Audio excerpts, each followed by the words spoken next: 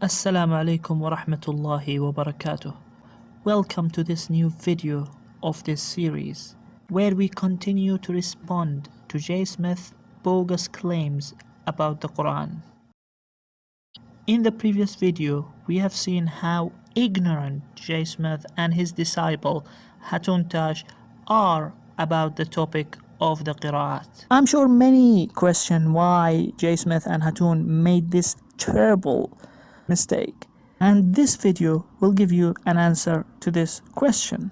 Before we begin showing the claims of J. Smith, as we always do, this time will be a bit different. Let's start this video with a question to the viewers. Let's say that we have two persons, person A and person B. Person A made a statement to person B. Then, after some time, person A passed away. Person B transmitted A's statement to the public. So the statement he heard from A, he transmitted to the public. The question is, how many statements are there in this example? Any guesses? Let's see the answer. Only one statement. It's quite obvious, right? It is A statement which was transmitted by B. B didn't make a new statement. He just transmitted the statement of A to the public. If we want to know what A has said, we will have to go to person B. Without person B, we have no way of knowing what person A has said. It seems like an obvious answer, right? And my question is very silly and stupid. What would you think if someone answers this question in the following way? If someone looked at this example and argued that we have two statements here, A statement and B statement, what would you think? If you think that no such person would reach this level of stupidity, you're wrong. Never underestimate the genius J. Smith and Hatun Tash. For time being, let's move on, but keep this example in mind. We might need to revisit it later in this video.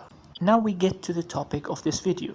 Does J. Smith understand the concept of Qiraat? Let's see how brilliantly J. Smith explains this topic.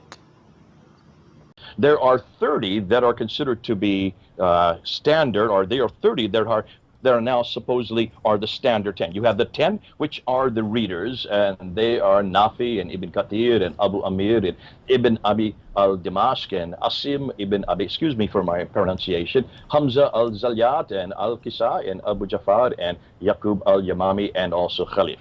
Those are the 10. Those are the 10 major ones. The first 7 plus the other 3. The first 7 that Ibn Mujahid canonized in 936. Look at the date, 936. This is the 10th century. So those are the first 7 that were canonized by Ibn Mujahid. Now another 3 were then added by Al-Jazari, and he died in 1429. So you're talking the 15th century. Another 3 were added. But with each one of these 10, there are 2 narrators or 2 transmitters. And it's the 2 transmitters, which makes another 20, that gives you 30. So that's how you get 30 of these Qiraat. Now, this is the one I put together, I quickly sent to you. This is the one that looks at the readers on the left, and each of the readers has 2, we will call them disciples. But if you look at the dates, you can see some of them weren't even living when the readers died. But these are the ones who come much later and actually write down their own variants. So the ones on the left, there's 10 recognized readers. Remember, by 10th century, 936, so take a look at the dates. This is even after all of these guys are dead. 936, Ibn Mujahid only recognized the first 7. So he only recognized the first 7, okay? And that was in 936. 936, that's the 10th century. That's 300 years after Muhammad. You finally get 7 readings. That's all that he would recognize. Then after that, another 3 were added. And there's the 8, 9, and 10 that you see there. That's right. There is 4 more after this that were added too. And there's 4 more. Well, however, then go on the 2 right columns. Each of them had 2 students or 2 transmitters, which were also then recognized. So you're now up to 30. You see what I'm saying? You're now up to 30 that were recognized. So now we're talking about 30 official Qiraat, 10 readers, and 20 what we know as narrators, or what they call as transmitters. So we're talking about 30 official ones that are now recognized today. The claim J. Smith made in the clip we just watched is that we have 30 official Qiraat. These 30 official Qiraat are the 10 readers plus the 20 transmitters. 10 readers who appear in this table: Nafi', Ibn Kathir, Asim, Hamza, Al-Kisai, Abu Amr, Ibn Amir, Abu Jafar, Yaqub, and Khalaf, and 20 transmitters. Next to each one you will see his 2 students. For example, for Nafi' we have Qalun and Warsh. Ibn Kathir we have Kumbul and Al-Bazzi. For Asim we have Hafs and Shu'bah. Now the point I want to clarify to you is that we know about the reading of the reader through his student, through his narrators. For example, if we want to know what is the reading of Nafi', we will have to go to either Qalun or Warsh. If we want to know the reading of Asim, we will have to go to either Hafs or Shu'bah, which means the reading is not separate from the transmission. Nafi' reading is not separate from Qalun and Warsh. Nafi' reading is actually Qalun and Warsh. So we cannot have 10 reading plus 20 transmitters. We can have 10 readings, each one has 2 narrators, which means we have 20 narrators. Now 20 narrators does not mean 20 different Qur'ans, as we are going to see in the future. But the point I'm trying to clarify here is that the narrators or the transmitters transmits the reading of their Imam to the next generation. We have no way of knowing the reading of the Imam without knowing the transmission by his students. And that reminds me of the question I asked at the beginning of this video. I told you never to underestimate the genius J. Smith and the genius Hatun. So now we understand that J. Smith doesn't know jack about the concept of Qiraat.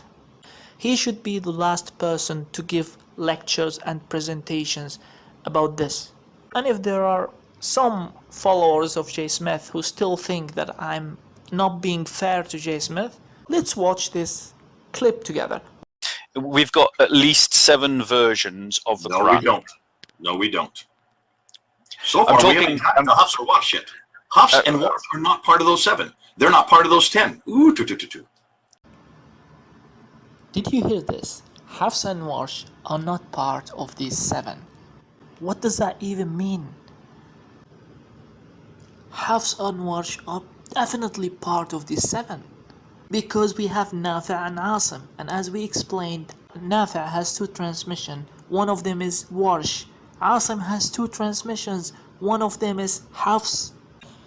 Anyways, let's carry on. So what are you saying then that we've got at this moment in time? At this exact moment in time? By 1429, we only have 10. Because another 3 were added by Al-Jasari in 1429, or just before he dies. That's the 15th century. So by the 15th century, we have 10. 10. Right, so if we've got... So are not part of those 10. Hafs and Warsh still haven't been chosen. One would think by watching this cunning, mischievous laughter that he knows what he's talking about. But to the contrary, he came up with the most ignorant statement ever on the topic of the Qiraat. I don't think that any person can come up with a more ignorant statement than this. The idea that by the 15th century Hafs was not yet chosen. You would find the name of Hafs in almost every book of Qiraat, because that's how we get the reading of Asim. We get the reading of Asim through his students, Shu'bah and Hafs. So wherever we have Asim, we are going to have Hafs. There is no such thing as by the 15th century we only had 10 And then, after the 15th century, the transmitters of the 10 were chosen. That's absolutely ridiculous. Guys, Christians, for God's sake, ask this person not to talk about this topic again because he is embarrassing you. Let's carry on. Okay, so at this point in time then that we're talking about, we've got 10 different versions of the Quran, of which out of those 10 emerged the Hafs and the Warsh, is what you're saying? They are not introduced till much later, and no one really can tell me when Hafs and Warsh, because they're part of the 20 who are the narrators. See, each one of those 10 has 2 narrators who come about 100 years, come many years later. Many of them, they never knew them because they were living too much later. They were in the late 8th and the 9th century. That they were living. So they were 8th and 9th century that they have these narrations that are different from the readers. And we have been able to find 93,000 differences. So these aren't just 1 or 2. We're just looking at 1 or 2 now. Well, I'm sorry. For the first time, I would say that I have no idea what he's talking about. I don't know how to comment on this because I didn't understand a single thing. Please go back and watch this, and if you can understand, let me know, because I watched this over 10 times. I didn't understand a single thing. And you can see the frustration on Bob the Builder's face. He knew there's something wrong. Let's go to the next one. Hafs and Warsh are not part of Ibn Mujahid's list, nor are they part of Al-Jazari's list. They come from another list that are added even later. So can you see what's the gap? What's the gap between? Why have no one has brought this forward? What is the gap between Ibn Mujahid and Hafs? What's the gap between those 2 points? We don't know because Ibn Mujahid is 10th century, Hafs is 796, so he is earlier than Ibn Mujahid, but he is not chosen. He is not chosen by Ibn Mujahid. Ibn Mujahid never chose Warsh or Hafs. Neither did Al-Jazari. The 10 that they did choose are not the 2 that we're using, the most common that we're using today.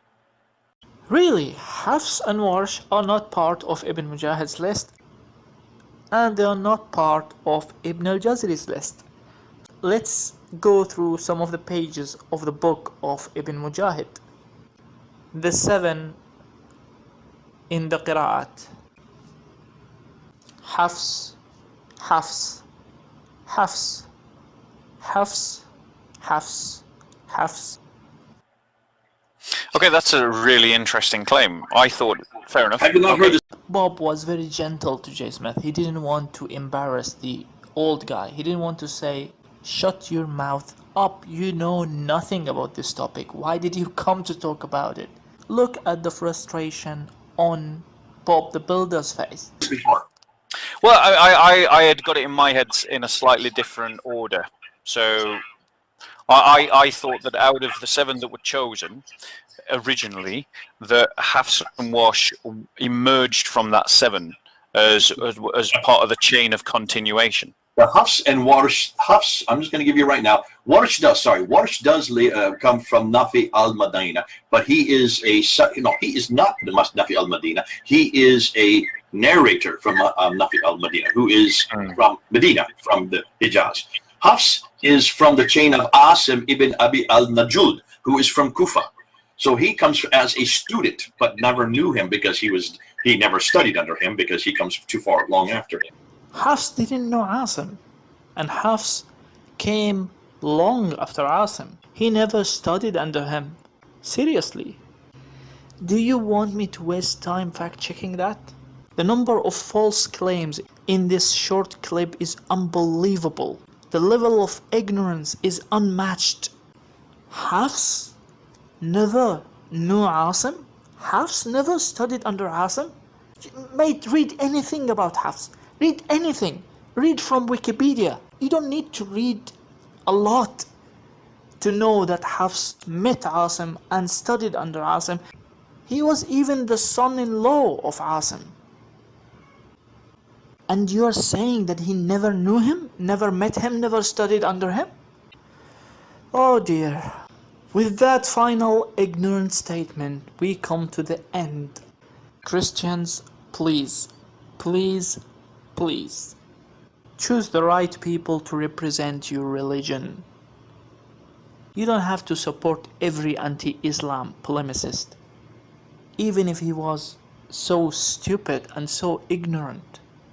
The problem with this ignorance that we have just seen, this interview between Bob the Builder and Jay Smith took place in 23rd of June 2020. From 22nd of May 2020, when Shabir Ali made his alleged admission about the narrative of the preservation of the Quran, Jay Smith made 10 to 12 long videos on the topic of the Quran.